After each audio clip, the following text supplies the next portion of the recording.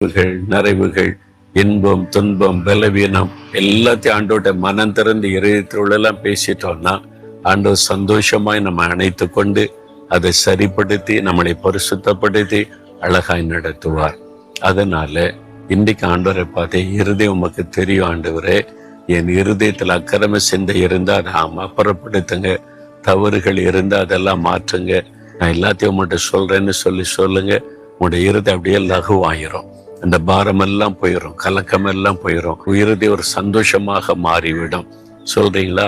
அப்படியே கண்களை மூடி சொல்லுங்க, இருதயத்துல கை வைத்து சொல்லுங்க, இயேசுவே, என் இருதயத்தை நீங்க அறிஞ்சிருக்கிறீங்க, என் இருதயத்துல எதையும் நான் மறைச்சு வைக்க முடியாது, நீங்க என்னை பார்க்கிறீங்க. இப்ப என் உள்ளத்துல காணப்படுகிற எல்லாவற்றையும் உமக்கு நான் சொல்லுகிறேன்.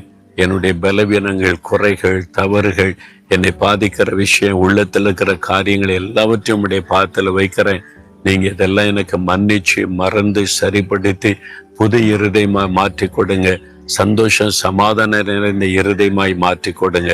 இயேசுவின் நாமத்தில் ஜெபிக்கிறேன். ஆமென்.